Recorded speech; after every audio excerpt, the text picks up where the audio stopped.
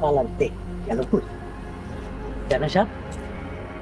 High chairman, chairman, hi chairman,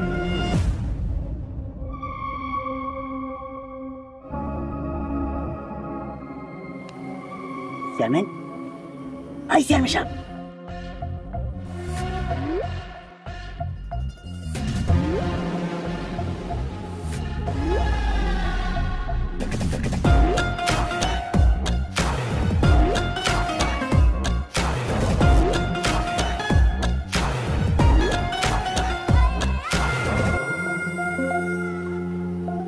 কিরে মন্টু,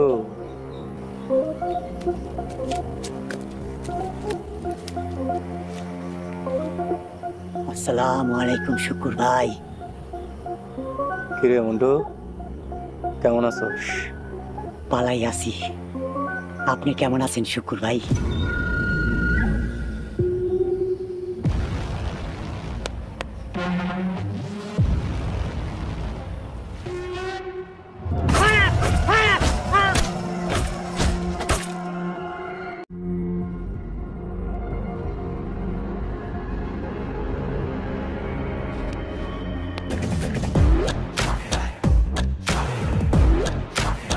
আসুরে, তোরে কইছিলাম দুইটা কামে কখনো বেইমানি করতে নাই। এক, খুব ভালো কাম, দুই, খুব খারাপ কাম।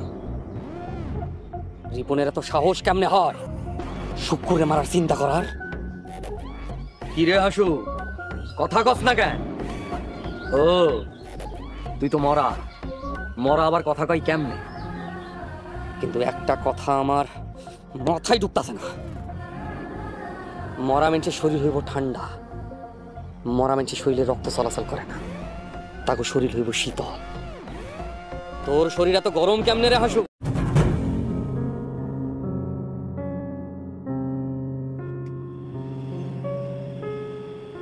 আমরা তো গরিব আছি, তারপর আমি আর আমার মা অনেক সুখী ছিলাম, কিন্তু সেই সুখ আপনি পাইরা নিছে। আমার নামে মিথ্যা কলঙ্ক দিছে, আবার আর আমার মার মুখে চুনকালি দিছে, ক্ষুধার জ্বালা দিছে। ক্ষুধার সে কি যন্ত্রণা সেটা আমরা তিলে তিলে বুঝছি। ক্ষুধা থেকে বাঁচার জন্য আমি আপনার লগে বিয়ে করতে রাজি হয়েছি। সবকিছু ভুলেও আমি আপনাদের ক্ষমা করে দিচ্ছিলাম, কিন্তু আইস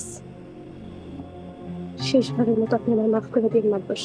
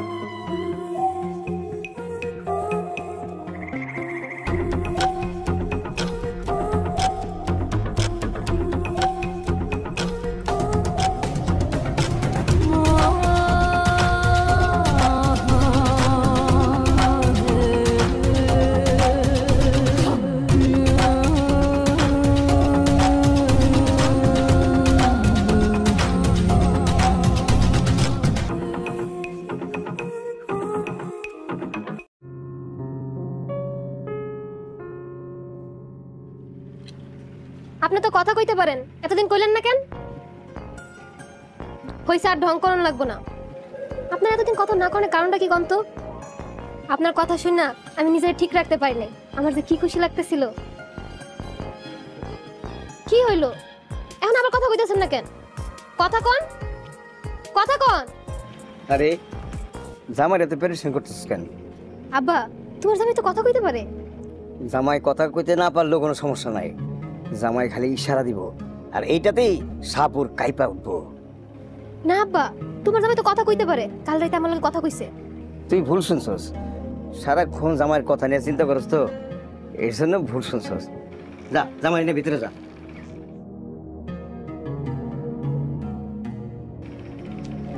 আপনি কি তাহলে সত্যি কথা কইতে পারেন না? আমি কি তাহলে ভুল শুনলাম?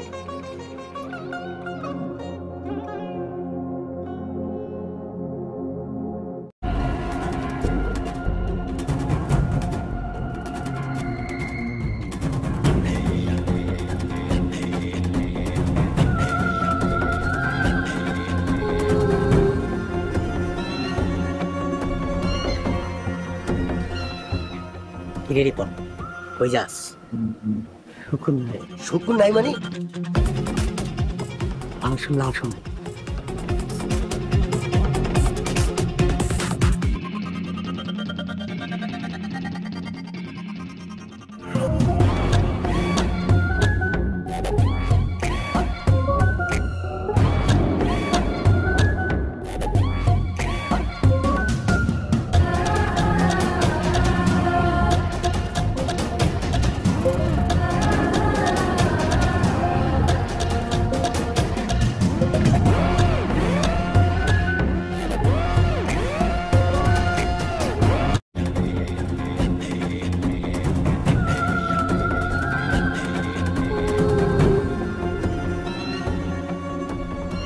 নদী শান্ত, আমি নদী। বেশিরভাগ সময় শান্ত থাকি, কিন্তু যখন নদীর মাথা খারাপ হয়ে যায় তখন বাড়ি ঘর জমি জামা সব গ্রাস করে ফেলে, উতাল হয়ে যায় নদী। এমন করিস না কইলাম। কেন? আমি তোর কথা শুনুম কেন? তুই তো আমার কথা শুনস নাই। এখন থেকে তুই হইলি আমার। যতদিন আমার থাকবে ততদিন এই ভিডিও আমার, আর বাঘ হওয়ার চেষ্টা করলেই এই ভিডিও সব।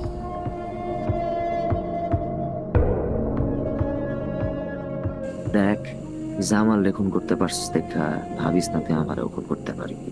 তাহলে মার দেখি। শান্ত, পিছে চায়া দেখ। রকিব তুই? আমি সাবারি কুত্তা। দোল, আমি না করে টেহা দিছি আমার লগে কাম করার লিগা। আমি সাবারি কুত্তা।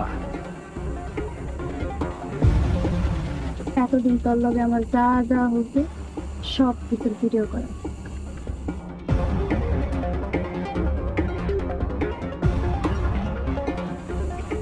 এখন থেকে তুই হইলি আমার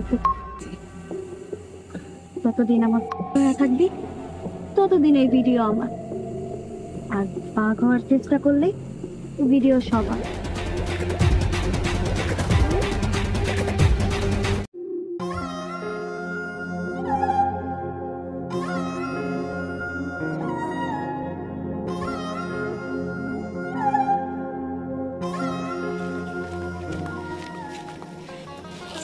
আপা, রাইতে বাড়ি ফিরলি না কেন? তোরে শিক্ষা দিতে দিতে রাত পার হয়ে গেছে। তাছাড়া লাশ গায়েব করতে হয়েছে। লাশ? শান্তরে মারে ফেলাইছস? শান্ত না, লগের তারে জামাল। শান্তরে মারিল না কেন? ওরে মারা উচিত ছিল। এই শান্ত মাতবর সাহেবের আবার ক্ষতি করতে পারে। এই নদী বাইসা থাকতে মাতবর সাহেবের কোনো ক্ষতি হইব না। মাতবর সাহেব আমাদের জন্য যা যা করতেছে সেই ঋণ শোধ হইব না রে আপা। আমার খারাপ মানুষের হাত থেকে বাঁচাইছে, আমাকেও লেখাপড়ার খরচ দিতেছে। মাতবর সাহেবের ক্ষতি মানে আমাকে ক্ষতি, এটা আমি কিছুতে হইতে দিব না। ওই তুই কোনো চিন্তা করিস না, চল ঘরে চল।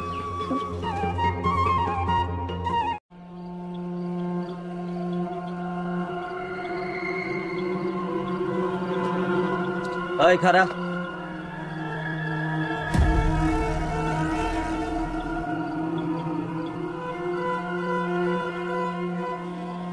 বিশ্বাস করেন ভাই, মনে হয় আমি কিছু করিনি। এটা তুই কি করি? তুই তো আমার মনটাই খারাপ করে দিলি রে। সত্যি কইতেছি ভাই, মনে হয় আমি কিছু করিনি। রাখ তোর মনা ভাই। হ্যাঁ যে মরছে এইটা আমার কাছে কোনো বিষয় না। হ্যাঁ রে, কেডা খুন করছে এইটা আমার কাছে অনেক বড় একটা বিষয়। ওরে যদি একবার পাই রে, ওর এমনি দইরা ওর কপালে দুইটা সুমা দিয়া, না ঠিক এমনি সুমার দিয়া ঠিক এই জায়গায় ঠেসিয়া ঠেসিয়া করে ওরা দুইটা পিসি উঠে দিতাম। সত্যি কইতেছি ভাই, মনে হয় আমি খুন করি। আমার জানের উপর কোনো মায়া নাই। আপনি চাইলে আমার খুন করতে পারেন, মনে হয় আমি খুন করি না। কেটা করছে?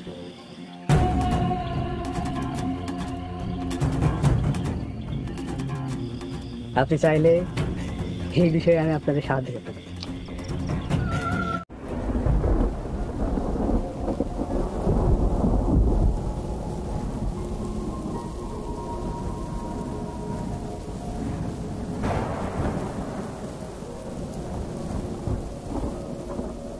ভাইজান, তুই আমার এবার সত্যি সত্যি ক্ষমা করে দে ভাইজান। আমি তোরে বুঝতে পারি না, তুই আমারে একটা গাছের মতো হইয়া ছায়া দিছিলি, মায়ের মতো আগলায় ধরে রাখছিলি, আমার সবসময় বাঁচাইছিলি তুই। ভাইজান, আমি তোরে বাঁচাইতে পারলাম না। আমি একটা কাপুরুষ রে ভাইজান, আমি একটা কাপুরুষ। আমার বাইসা থাকার কোনো অধিকার নাই, কোনো যোগ্যতা নাই। আমার মনটাই চাইতেছে তোর লোক যদি আইসা শুয়ে থাকতে পারতাম, ঘুমায় থাকতে পারতাম আজীবনের ঘুম। তোরে কেন মরছে ভাইজান?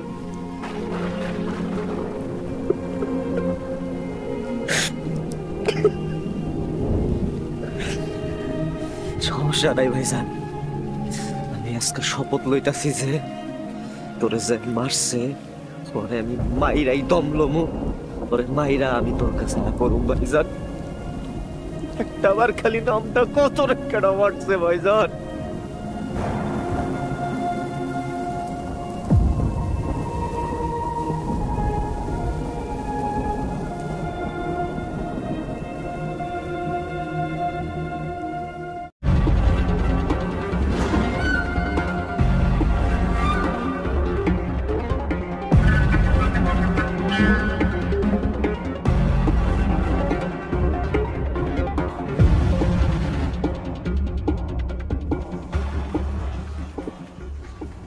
আসসালামু আলাইকুম। ওয়ালাইকুম আসসালাম।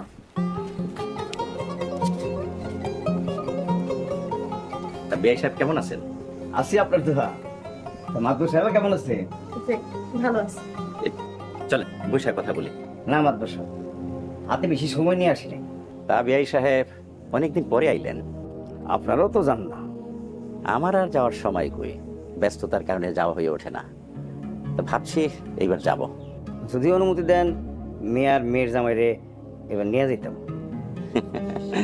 এতে অনুমতির কি আছে? মেয়ে যাবে তার বাবার বাড়ি, আর নসর যাবে তার শ্বশুর বাড়ি। আপনিও তো মেলাদিন পরে বেড়ান, তারপর নামে মাইয়ার জামাই নিয়ে যায়।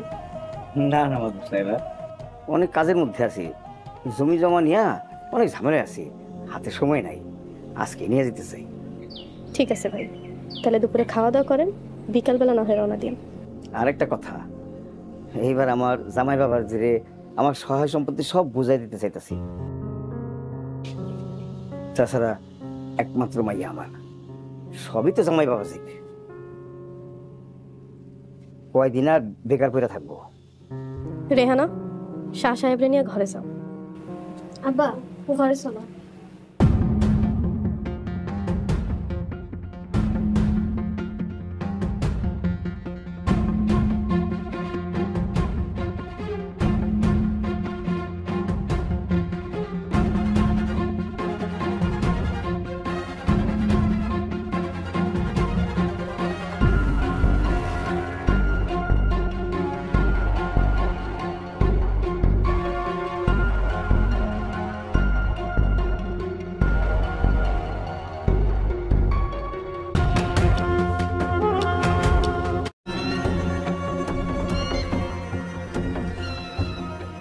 বুঝলি রে নুরু, এই হালিম শাহ জীবনে একটাই ভুল করছে, ওই আনন্দপুরে একমাত্র মাইয়ারে বিয়া দেয়া।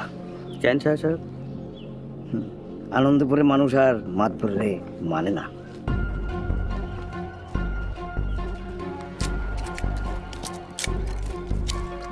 আসসালামু আলাইকুম শাহ সাহেব। ওয়ালাইকুম সালাম। তোরে পাঠাইলাম কাইল আনন্দপুরে, তুই আই যাইলি কি? কোনো ঝামেলা? না শাহ সাহেব, ঝামেলা আমার না। তাহলে কার? কেমনে যে কই। কেন কি হয়েছে? আগে ওয়াদা করেন, আপনি মাথা গরম করবেন না। ওয়াদা? আনন্দপুর গিয়ে তো টিকতে পারি নাই, মান সম্মানে প্রশ্ন হয়ে দাঁড়াইছে। মান সম্মান আবার কি করছে? মানুষ শাহপুর নিয়ে হাসাহাসি করতেছে, কয় শাহপুরে শাহ পরিবার নাকি পানিতে পড়ছে, একটা বোবার লাগে মাইয়া বিয়া দিছে। রকিব, এই যে আপনি মাথা গরম করতেছেন, এই জন্য আমি কইতে চাইনি। আমার মাইয়ার জামাইয়ের লইয়া কোনো কথা কই না। ঠিক আছে আমি কমু না, কিন্তু আনন্দপুর আর শাহপুরের মানুষের মুখ বন্ধ করবেন কেমনে? সেটা আমি বুঝবো। ঠিক আছে আপনি বুঝেন, তাই একটা কথা কই, আপনি যে সম্পত্তি, আপনি মাইয়া জামাই সারা জীবন পায়ের উপর পা তুলে খাইতে পারবো, সেখানে মাধ্যমে চাকরি হয়ে থাকবো। আপনি মাইয়া জামাই রাই না, আপনি মূল্য বুঝাই দিলে তো সমস্যার সমাধান হয়ে যায়। অন্তত কেউ আর কইতে পারবো না মাতবরের চাকর লাগে শাহপুর সম্পর্ক করছে। তুই এখন যা, আমার বুঝতে দে। আসসালামু আলাইকুম।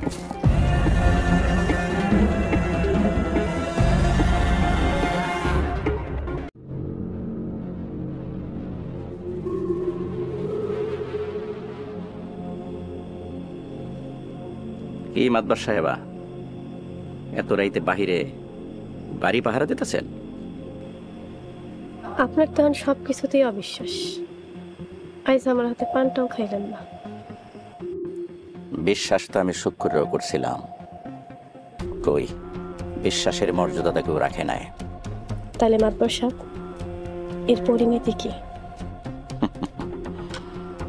তুই তো অনেক চালাক রে ঝিনুক, পরিণতি কি বুঝোস না? যাই হোক, মানুষ তো বাঁচতে চায় মাতবর সাহেব। ঠিকই কইছস, একজন বাঁচতে আরেকজনরে মারে।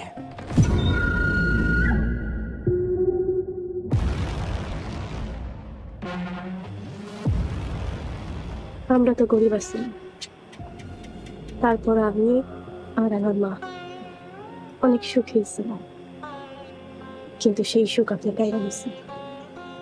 আমার নামে মিথ্যা কলঙ্ক দিছেন, আবার আর আমার মার মুখে চুনকারি দিছেন, ক্ষুধার জ্বালা দিছেন। ক্ষুধার সে কি যন্ত্রণা সেটা আমি তুলে তুলে বলছি। ক্ষুধা থেকে বাঁচার জন্য আমি আপনার লগে বিয়ে বইতে রাজি হয়েছি। সবকিছু ভুলেও আমি আপনাদের ক্ষমা করে দিচ্ছিলাম, কিন্তু আইস শেষবারের মতো আপনি আমার মাফ করে দিয়ে মাতবর সাহেব।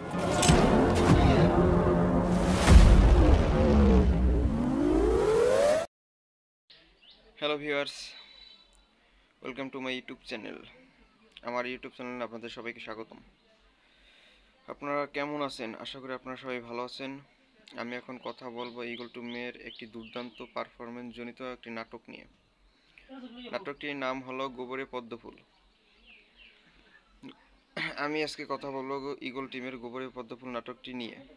এই নাটকটির 11 নম্বর এপিসোড শেষ হয়েছে, আমি কথা বলবো 12 নম্বর এপিসোডটি নিয়ে।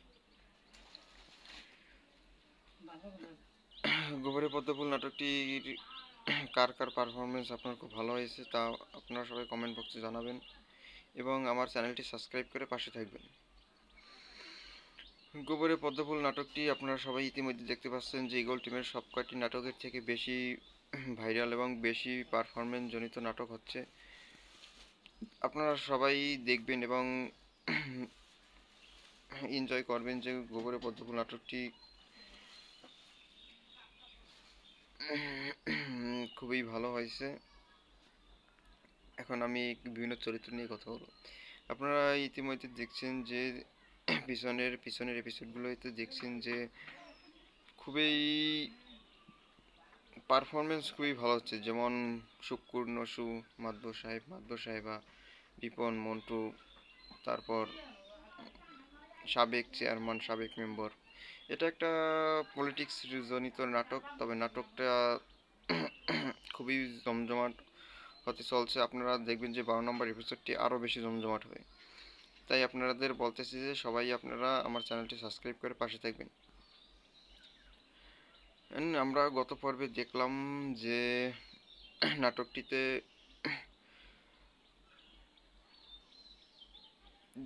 দুটা মানুষ মারা হয়েছে এবং একটা মানুষের যে মারা হয়েছে, মারাটা কি করেছে আপনি দেখতেছেন যে নসু কিন্তু ঠান্ডা মাথার একজন ব্যক্তি, কিন্তু সে এই যে কি খেলা দেখাইতেছে এটা তো আপনারা বুঝতে পারছেন যে নসু কি খেলা খেলতে পারে। তবে এখানে সব ক্রেডিট হলো মাতবর সাহেবের। মাতবর সাহেব কিন্তু দেখতে পাচ্ছেন যে নসুরে সব জায়গায় নিয়ে যায়। নসু বলতে নসু কিন্তু হাসে না, কথা বলে না, তবে গত এপিসোডে আপনারা দেখতে পাচ্ছেন যে নসু কিন্তু কথা বলে ফেলছে তার স্ত্রীর সাথে। সেটা দেখে তার স্ত্রী বেহুশ হয়ে গেছে। তারপর দেখা যায় যে ওখানে যে গোবরে পদ্মফুল নাটকটির যে মহারাজা, যে পাগল মহারাজার অভিনয় করে, তাকে কিন্তু অন্য রাজ্যে ট্রান্সফার করা হয়েছে, অন্য রাজ্যে ট্রান্সফার করা হয়েছে এবং তার পোশাক রেখে তার খুনের দায়টি মাতবর সাহেবের উপর দিতে যাচ্ছে। তার মানে এখানে একটা ষড়যন্ত্র চলতেছে যে মাতবর সাহেবের বিপক্ষে পুরো গ্রাম খাড়া করিয়ে দিতে চাইতেছে তারা। আস্তে আস্তে দেখতে পারবেন যে মাতবর সাহেবও সবকিছু বুঝতে পারবে যে তার এগেনস্টে যত লোক আছে তারা কার সাথে খেলা করতেছে এবং কার সাথে উঠা বসা করতেছে আর কি। তবে এই নাটকটি আমার কাছে খুবই একান্তই খুবই ভালো লাগছে, কারণ দেখা যাচ্ছে যে এটা একটি গ্রাম্য পলিটিক্স নাটক। তো এই নাটকে অনেক কিছু শিক্ষণীয় আছে, যে শিক্ষণীয় বিষয়টা এরকম যে আপনার ব্রেনটা কে ইউজ করতেছে, আপনি আপনাকে কে পাশে টানতেছে, কে দূরে ঠেলিয়ে দিতেছে, আপনার এগেনস্টে কাকে খাড়া করিয়ে দিতেছে, আপনার আপনার ফ্যামিলির লোকজনকে আপনার বিরুদ্ধে খাড়া করে দিতেছে কে, আপনি এটা বুঝতে পারবেন। যে কারণ আপনি যদি সুস্থ মাথায় চিন্তা করেন এবং যদি নাটক প্রেমী হয়ে থাকেন, তাহলে এই গোবরে পদ্মফুল নাটকটি থেকে বিভিন্ন কিছু শিখতে পারবেন। তবে আমি এখন কথা বলবো গোবরে পদ্মফুল নাটকের 12 নম্বর এপিসোড নিয়ে। এটাও খুব মজাদার হবে, আপনারা সবাই দেখবেন আমার চ্যানেলে এসে। 12 নম্বর এপিসোড আরও খতরনাক হবে, কারণ দেখা যায় যে আমরা 11 নম্বর এপিসোড অথবা 10 নম্বর এপিসোড দেখেছি যে মাতবর সাহেব এবং মাতবর সাহেবা দুজনে দুদিক থেকে গুলি করতেছে, হয়তো গুলিটা উপরের দিকে গেছে, একে অপরের কাছে লাগে না, হয়তোবা কে টান দিছে অথবা কে বন্দুক সরিয়ে নিয়েছে, এটাও আপনারা দেখতে পারবেন। এবং শান্ত যে খেলা করতেছে, শান্ত যে তার ভাইয়ের মৃত্যুর বদলা নেওয়ার জন্য পাগল হয়েছে, প্রতিশোধ পরায়ণ হয়ে উঠেছে, এটাও আপনারা সবাই দেখতে পারবেন। তবে দেখছেন সাবেক মেম্বার এবং সাবেক চেয়ারম্যান কিন্তু খুবই চালাক। ওরা কিন্তু শত্রুর বিরুদ্ধে শত্রুকে ব্যবহার করতেছে, মানে কাটা দিয়ে কাটা তুলতেছে, এরকম একটা বিষয়।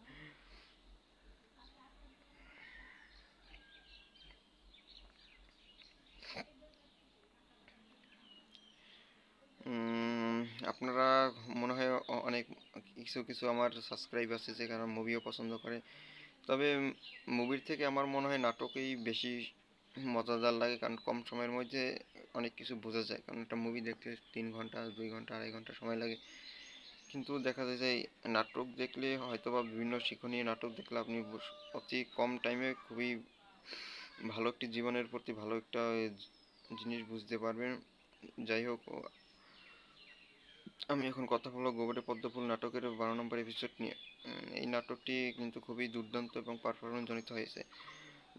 মাতবর সাহেবের বিপক্ষে কিন্তু সবাইকে খাড়া করে দিতেছে এটা, কারণ মাতবর সাহেবের বাড়িতে যে চাকর ছিল তাকে কিন্তু সে মহিলা চেয়ারম্যান বানিয়েছে এবং মাতবর সাহেবের ছেলেকে কিন্তু সে মেম্বার বানিয়েছে। যাই হোক, আপনারা সবাই এটা দেখতে পাচ্ছেন, এটা নাটকটির 12 নম্বর এপিসোডও খুব খতরনাক হবে। আপনারা সবাই পাশে থাকবেন এবং আমার চ্যানেলটি সাবস্ক্রাইব করে বেল আইকনটি প্রেস করে দেবেন। আজকে আর কথা বললাম না, সবাইকে ধন্যবাদ, আপনারা সবাই ভালো থাকবেন।